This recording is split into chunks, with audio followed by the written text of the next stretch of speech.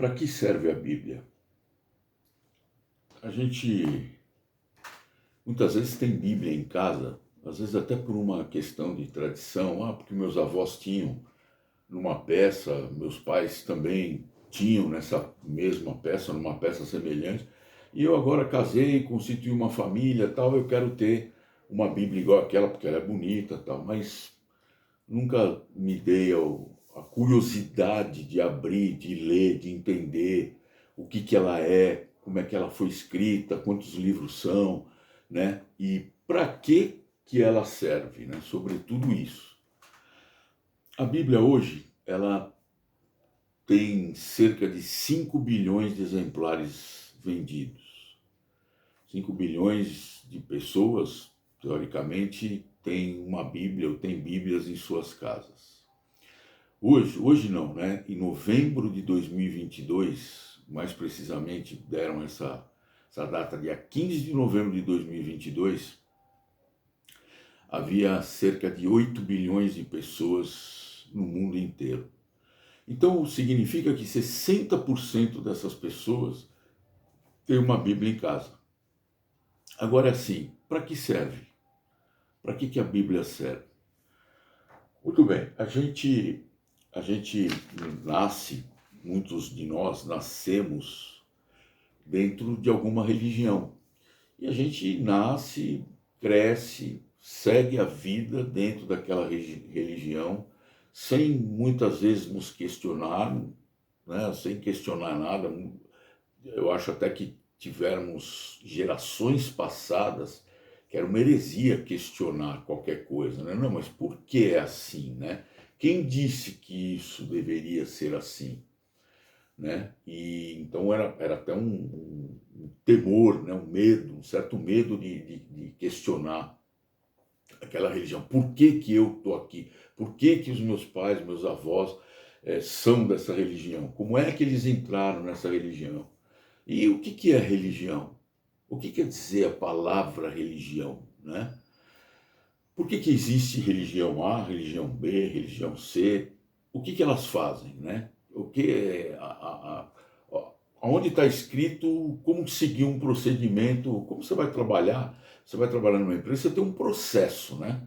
Então, um processo de documentação, olha, chega uma nota fiscal, você tem que dar entrada, você tem que fazer isso, tem que fazer aquilo. É um processo. A religião, a gente vê que algumas religiões têm algumas coisas que devem ser cumpridas. Mas quem determinou isso? Quem falou isso? Quem falou aquilo? E muitas vezes a gente não questiona nada disso e segue fazendo, entendeu? Então, a gente fica meio que na dúvida, né? Muitas vezes algumas pessoas ficam na dúvida, pô, mas se todo mundo faz assim, eu vou fazer também e pronto, né? Eu crio aquela religião na minha cabeça, ou faço aquilo lá, ou entendo que Deus é de uma determinada forma, e vou fazer aquilo. Mas uma coisa interessante disso tudo é que isso cria em nós fala assim, bom, espera um pouco, se eu estou fazendo isso, é porque existe alguém, um ser supremo, a quem eu devo um certo respeito, um certo temor, às vezes até um certo tremor.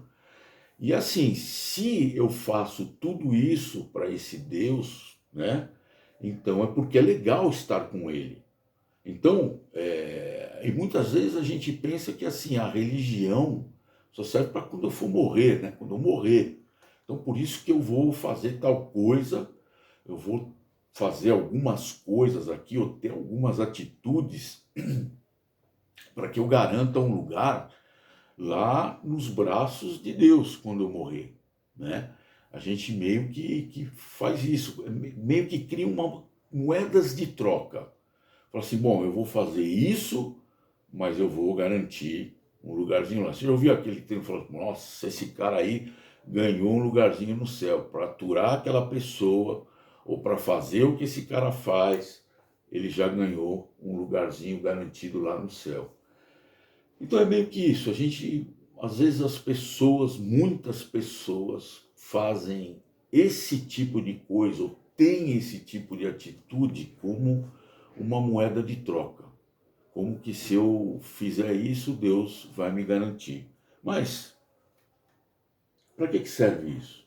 Para que serve a Bíblia? Está escrito essas coisas na Bíblia, é para eu seguir isso, né?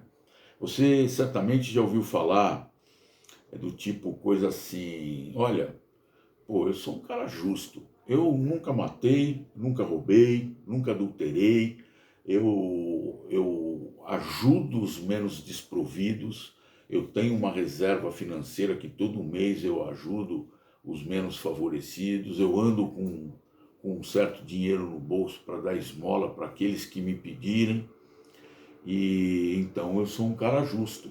E por que eu faço isso? Porque eu quero garantir um lugar lá no céu. Eu imagino, eu imagino que Deus mora no céu e que quando eu morrer eu quero ir para lá. Bom, mas existe inferno? Onde está escrito isso? Será que está escrito isso aqui na Bíblia? Tem escrito isso? Ah, não, uns dizem que o inferno é aqui na Terra, né? A gente vive no inferno aqui na Terra. Não sei, está escrito isso aqui? Sei lá. Para que ela serve? Para que a Bíblia serve?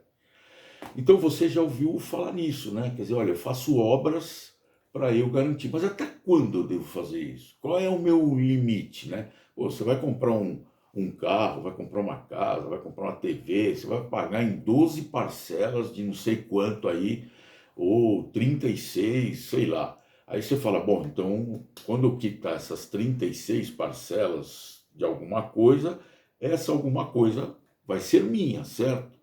E com relação às obras, até quando eu devo fazer para eu garantir o meu lugarzinho lá no céu? Não sei. Está escrito aqui quantas vezes? Não sei. Vamos ver o que Deus, o que a Bíblia diz acerca dessas obras que eu tenho que fazer, o que eu acho que eu tenho que fazer para garantir um lugar no céu. Está no livro de Isaías 64:6. Diz assim, olha, todos nós somos como o impuro, e todas as nossas justiças são como um trapo de imundícia, e todos nós murchamos como a folha, e as nossas maldades nos arrebentam como o vento. Trapo de imundícia, naquela época, hoje em dia quase não se vê mais, não se ouve mais falar em lepra, mas naquela época tinha muita gente leprosa. E quando a lepra atinge a mão, o braço, o rosto, pode atingir várias partes do corpo. E aí, nessas partes do corpo que eram atingidas, eles punham um trapo, porque aquilo era meio repugnante ver aquilo, mesmo porque era transmissível, né? Então eles punham um trapo. E esse trapo era chamado de trapo de imundícia. Interessante, né? Olha o que as nossas obras significam para Deus. Deus falou para mim, olha, isso que vocês estão fazendo aí, para trocar comigo, para garantir um lugar junto comigo, para mim é trapo de imundícia. É o que Deus fala. Então eu não preciso fazer mais nada disso.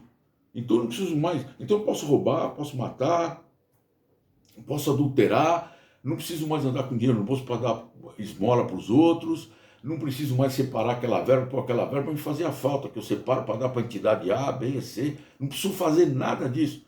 Não, é diferente. Você pode fazer tudo isso, mas a tua motivação tem que ser diferente. A tua motivação não é por um objeto de troca, uma moeda de troca. Olha, Deus, olha, eu estou fazendo isso, para garantir um lugar junto com o Senhor aí. Não, a tua motivação tem que ser outra. Você tem que fazer aquilo porque você se compadece da pessoa, porque, pô, né? O que está escrito aqui na Bíblia? Para que serve? Aqui tem coisas, pô, você não pode roubar, você não pode matar, né? Você tem leis que deveriam ser cumpridas. Então, você tem que fazer todas essas coisas com a motivação totalmente diferente, não mais para querer trocar com Deus, para ter uma moeda de troca com Deus. Olha só o que a Bíblia diz com relação a isso, né, também. Está lá em Efésios 2, 8, 9. Diz assim, olha, Porque pela graça sois salvos por meio da fé. E isto não vem de vós, é dom de Deus. Dom de Deus. Deus dá isso. Não vem das obras, para que ninguém se orgulhe. Não vem de obras, olha, eu fiz isso, eu fiz aquilo, eu fiz aquele outro, porque eu estou garantindo o meu lugar no céu. Não, dom de Deus vem pela fé. A salvação é de graça, falou aqui. O que é de graça? É de graça. Hoje em dia não tem mais nada de graça, né? Mas imagina uma situação totalmente hipotética que você está devendo uma grana no banco para alguém, e aí você chega lá no dia seguinte, o gerente vem te cumprimentar, te dá um abraço, você fala, o que aconteceu? Falou, obrigado, sua dívida foi paga. Falou, você pagou sua dívida? Eu falei, eu não. Não, mas está aqui, ó, seu saldo está zerado, quitou, você já pagou sua dívida. É mais ou menos isso, a salvação, ela é de graça. A gente não precisa fazer nada, a gente não precisa trocar nada com Deus. É dom de Deus, ele dá a fé. Agora, então eu preciso ter fé. Ah, opa, aí sim, fé por quê? Porque você precisa acreditar que quem morreu no seu lugar lá na cruz foi Jesus. Quem era para estar naquela cruz pendurado e pregado e agonizando era você. Porque você é o pecador, você cometeu pecados. A gente já nasceu em pecado. Então, quem era para estar pregado lá era você. Mas Deus deu seu filho, seu único filho, para que todo aquele que nele crê não pereça, mas tenha vida eterna. Ou seja salvo da condenação eterna dos pecados. Então, a única coisa que você precisa ter é fé. É confiar de que quem morreu no seu lugar foi Cristo, que era você que deveria estar lá. Entendeu? Então, o que acontece? Às vezes, a gente cria na nossa imaginação, pelo fato de não conhecermos a Deus, a gente cria na nossa imaginação um Deus. Bom, se existe um Deus superior, ele deve ser bravo, deve ser nervoso, mas eu já ouvi dizer que ele é amoroso também. Mas muitas vezes a gente omite ou não quer entender a palavra santo, a palavra soberano, né? A palavra graça, a palavra misericórdia. A gente suprime isso. Por quê? Porque a gente não conhece, né? Mas na Bíblia, para que serve a Bíblia, está escrito tudo isso, né? Então a gente imagina um Deus, a gente cria um estereótipo de Deus e fala assim, bom, daqui para frente eu vou ter atitudes e gestos para eu respeitar esse Deus que eu não conheço. Porque eu via meu pai fazendo, via minha avó fazendo, meus avós, eu vejo algumas pessoas que são semelhantes a mim fazendo isso, frequentando tais e tais lugares, tais e tais templos. Então eu acho que isso é legal e aí eu vou fazer isso também. Por quê? Porque assim eu garanto, eu vou com toda a turma, entendeu? Eu garanto o meu lugar lá no céu. É para isso que eu vou seguir esse padrão aí. Mas eu não conheço. Como é que essa pessoa vai conhecer a Deus? Não sei. Agora, para que serve a Bíblia? A Bíblia ela tem ela mesma, vamos deixar ela mesmo falar. Ela mesmo vai se explicar. Está aqui em 2 Timóteo, capítulo 3, versículos 16 e 17, diz assim, toda a escritura, a Bíblia, é divinamente inspirada e proveitosa para ensinar, para repreender, para corrigir, para instruir em justiça. Bom, em primeiro lugar, toda a escritura ela é inspirada divinamente. Então não é que mas a Bíblia foi escrita por homens, cada um escreveu o que quis aí. Não, cada um escreveu o que Deus soprou no ouvido dele para escrever. E para que ela serve, então? Ela é proveitosa para quê? Para ensinar. Ensinar o quê? A eu ter uma vida melhor. Ao lado de quem? Ao lado de Deus. Deus é um Deus de relacionamento. Aqui são 66 livros.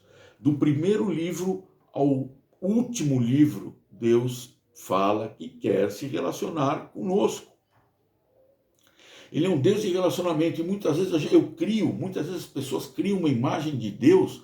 Pô, peraí, não, Deus, não, Deus, quem sou eu para falar com Deus?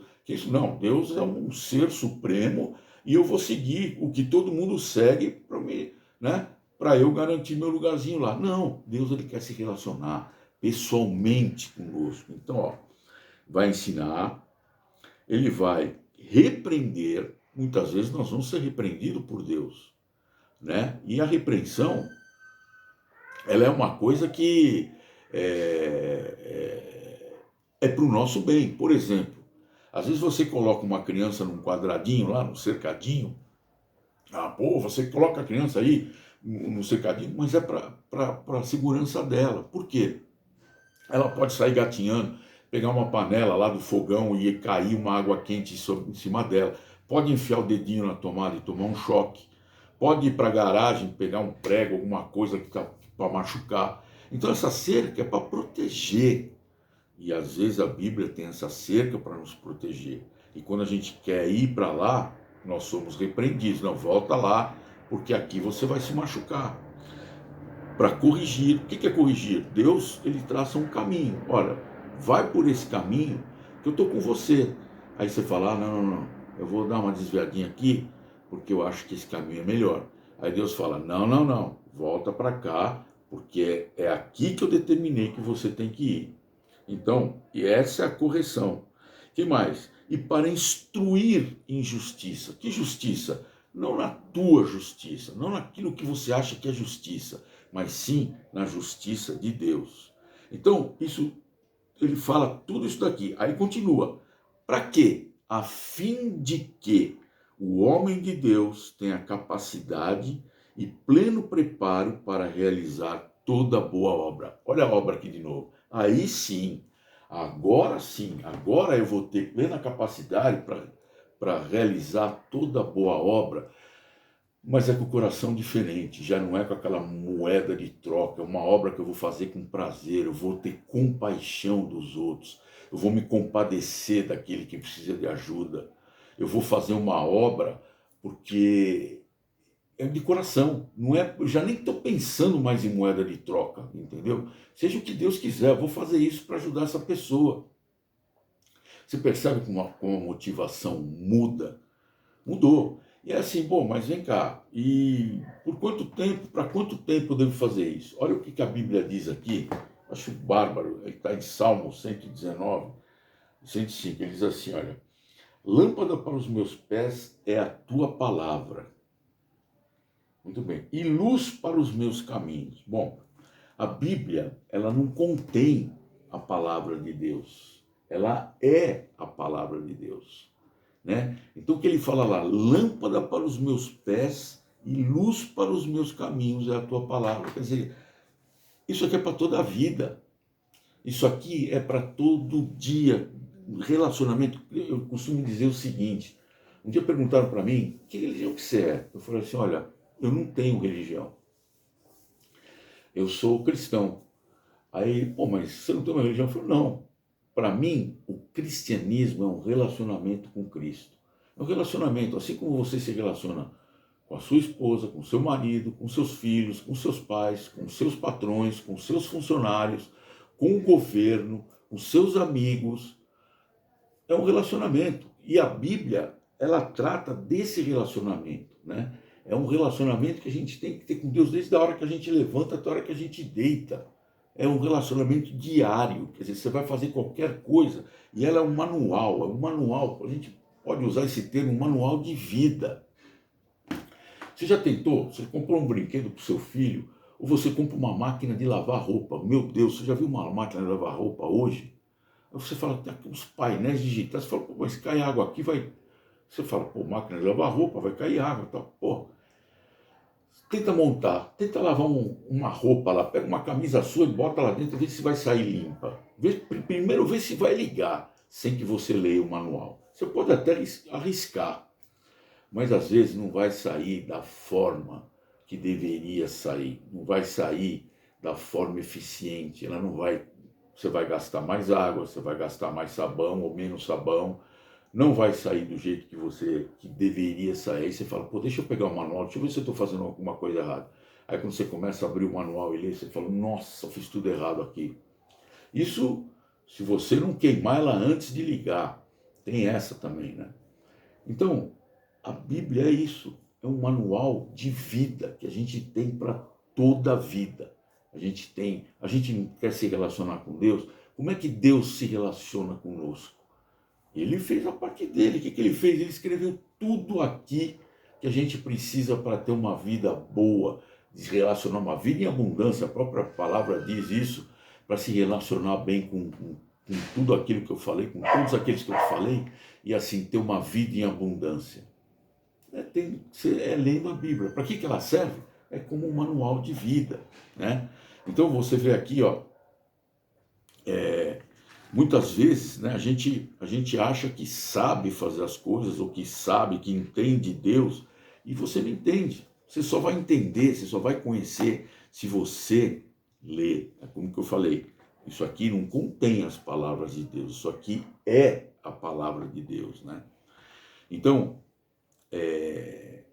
Deus, ele é fiel à sua palavra, né?